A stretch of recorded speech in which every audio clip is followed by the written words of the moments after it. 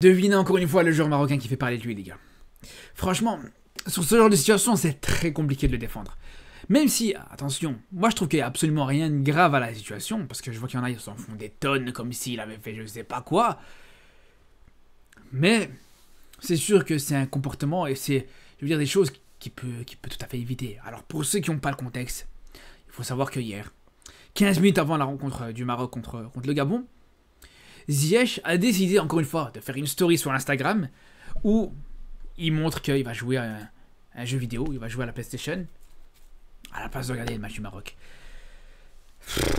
Alors franchement ouais, c'est vrai que comme comportement c'est pas exemplaire, c'est pas le comportement digne d'un capitaine, mais de toute façon c'est simple. Moi, je le dis, je le redis, autant pour moi je reste persuadé que Ziyech est encore important dans l'effectif du Maroc, et je pense pas qu'aujourd'hui Ziyech ne doit plus revenir, ou que parce que t'as gagné sur un match contre le Gabon hier sur un score très large, que ça veut dire que t'as plus besoin de Ziyech. J'irai pas jusque là. Pour moi je pense encore que Ziyech doit encore faire partie de l'effectif, ça c'est une première chose.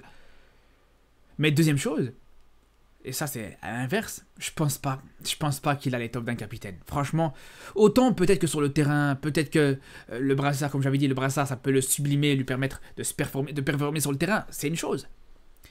Mais en termes de communication, bien sûr que c'est un peu trop puéril pour être capitaine. C'est un peu trop des fois enfantin pour être capitaine, les gars, faut dire la vérité.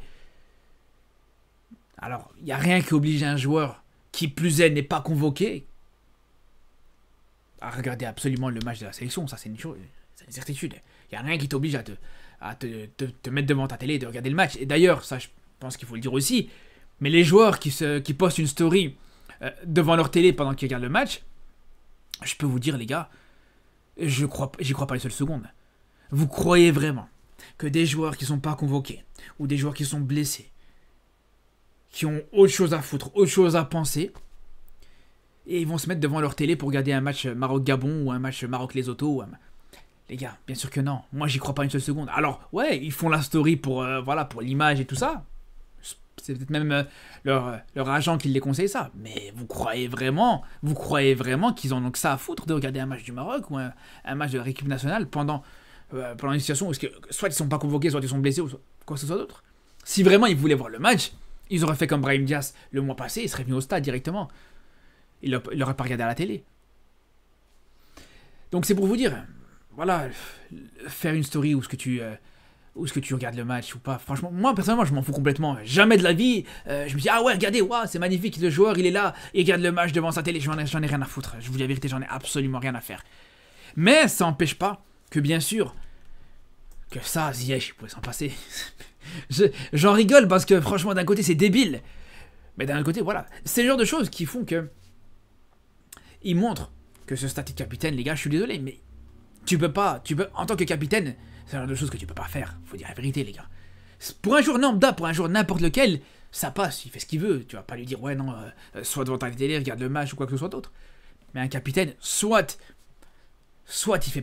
il poste pas de story, ou alors il poste une story, effectivement, qui regarde le match, ou alors qu'il va au stade, ou après là c'était au Gabon, donc c'était un petit peu plus compliqué. Mais ça veut dire que, encore une fois, c'est dommage d'en arriver là. C'est dommage parce que là, encore une fois, il va rajouter, il va donner du grain à moudre à ceux qui l'aiment pas, aux gens qui veulent ne plus le voir en sélection. Et de l'autre côté, voilà, t'en as d'autres qui veulent le défendre absolument, et ça devient n'importe quoi. Et c'est pour ça que, déjà, je pense qu'il faudra lui retirer ce brassard de capitaine, et ça, je pense que c'est pour le protéger de lui-même, pour protéger lui, mais pour protéger surtout la sélection, l'équipe nationale. Parce que c'est ça qui prime. Parce qu'à force de lui donner le brassard, les gens, ils ont une attente sur lui. Qu'il a une communication exemplaire. Qu'il communique comme le capitaine exemplaire, civilisé, comme le bon père de famille ou quoi que ce soit d'autre. Mais c'est pas le cas, ça sera jamais le cas. Ça sera jamais le cas, faudra jamais attendre de Ziyech de voir une communication exemplaire. Ce mec est imprévisible. Ce mec, autant il peut te poster une story où voilà, il va montrer un sentiment d'appartenance au Maroc, où il va montrer son patriotisme, comme il peut te montrer une story rien à voir où il va montrer l'inverse. Et on le voit des fois, et il y en a qui accordent de l'importance à ça, quand il y en a qui voient que justement des fois, il supprime ses photos sur Instagram où il a le maillot du Maroc, des fois. Mais ça les gars, franchement, déjà je pense que, de manière générale, faut arrêter de prêter attention à ça. Faut arrêter de prêter attention à la communication de Ziyech. Il a une communication qui est désastreuse, ça c'est une réalité.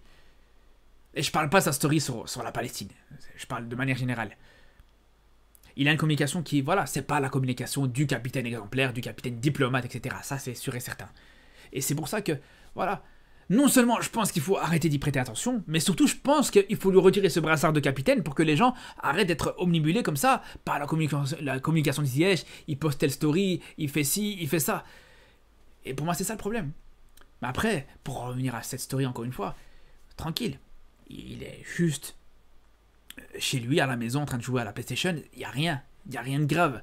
Je préfère largement ça qu'il soit dans une boîte de nuit suédoise en plein rassemblement du Maroc.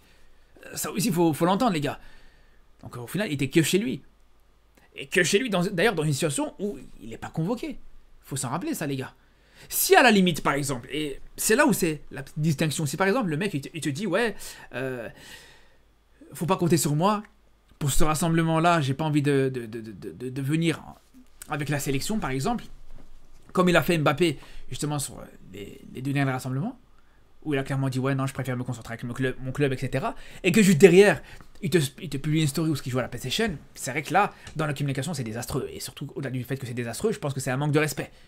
Tu refuses de jouer avec la sélection, mais tu t'affiches publiquement pendant un match où tu es en train de jouer à la PlayStation. Là, c'est un manque de respect. Mais là, il a rien demandé. Là, il aurait voulu être convoqué, mais c'est Regragui qui ne l'a pas convoqué parce que, voilà, manque de temps de jeu, manque de ci, manque de ça, ok, il n'y a pas de problème, c'est le choix du coach. Voilà. T'as le coach qui a décidé de ne pas le convoquer. Donc, il fait pas partie du groupe pour ce match-là. Voilà, on va pas lui en vouloir de ne pas être focalisé sur le match non plus, ça c'est une certitude. Et qui a envie, franchement les gars, on a tous joué au football, on a tous joué au foot.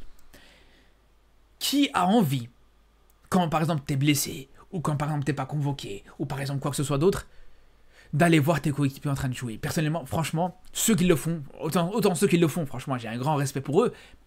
Mais moi, si je joue pas, si je suis pas convoqué, ou si je suis blessé, ou si je suis suspendu, jamais de la vie, j'ai envie d'aller voir ces matchs-là. Et des fois t'es obligé de venir, parce que ça, c'est quelque chose qui était fait très souvent à l'époque, et peut-être encore maintenant d'ailleurs, même surtout en club plutôt qu'en équipe nationale, mais t'es blessé, et voilà, le club te demande quand même de venir assister au match pour soutenir tes coéquipiers. T'es suspendu, tu vas quand même assister au match pour supporter tes coéquipiers, etc.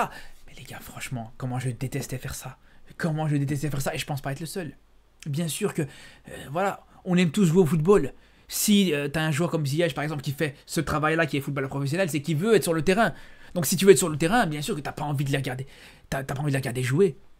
C'est pas forcément un manque de respect de pas regarder les coéquipiers en train de jouer leur match. C'est comme si quelqu'un il aime bien manger du chocolat et que ça fait longtemps qu'il a plus mangé du chocolat, que ça lui manque de manger du chocolat. Il a pas regardé une émission de gens en train de regarder du chocolat toute la journée, ou il a pas regardé Charlie et la chocolaterie par exemple. Donc c'est pour ça que voilà, faut quand même être mesuré. Autant dans un sens, autant dans l'autre sens. Dans les deux sens. Et c'est pour ça que franchement j'essaie d'être très nuancé par rapport à ça, parce que je pense qu'il faut l'être. Parce que ceux qui te tirent sur Ziyech à balles réelles en disant waouh, c'est scandaleux, c'est grave, c'est un manque de respect, faut se calmer aussi, c'est quand même une story où ce qui joue à la PlayStation, c'est pas non plus une dinguerie. Et d'un autre côté, ceux qui disent non, c'est pas grave, non, il y a rien de mal, non, c'est bien. Là aussi, faut s'entendre. Encore une fois, voilà, jusqu'à preuve du contraire, encore une fois, aujourd'hui, il est encore capitaine de la sélection, donc c'est le genre de choses qu'il peut éviter de faire. C'est le genre de choses qui met du feu aux poudres inutilement, encore une fois. Donc voilà, moi c'est ça mon point de vue encore une fois par rapport à ces situations-là. Après on pourrait croire que j'essaie de défendre Ziyech ou j'essaie de le protéger ou quoi que ce soit d'autre, alors que les gars c'est pas le cas du tout. Là pour moi, c'est juste que c'est une histoire qui est totalement banale, totalement anodine, et ça sert absolument à rien de grossir cette histoire, de rajouter de l'huile sur le feu ou quoi que ce soit d'autre. C'est aussi simple que ça. Là pour l'instant, comme je vous dis, Ziyech est toujours convocable, d'après ce que dit Regragui. Et Ziyech est toujours un joueur du Maroc, est-ce que c'est toujours le capitaine ou pas, ça c'est encore une autre question. En tout cas, il est toujours convocable, on pourrait le revoir sur le prochain rassemblement. Donc ça sert absolument à rien, voilà, comme je vous dis, de rajouter de l'huile sur le feu, de créer des tensions là où il n'y en a pas forcément. C'est aussi simple que ça, les gars. Et si vraiment ça a été considéré comme un manque de respect de la part de Regragui, ou si vraiment ça a été considéré comme de la provocation, c'est Regragui qui prendra la décision de plus le convoquer, ou de le convoquer, ou de le sanctionner s'il faudra sanctionner, tout simplement, les gars. Bref, en tout cas, on se trouvera très vite pour reparler de cette sélection marocaine avec le match contre les Lesotho qui va arriver très vite.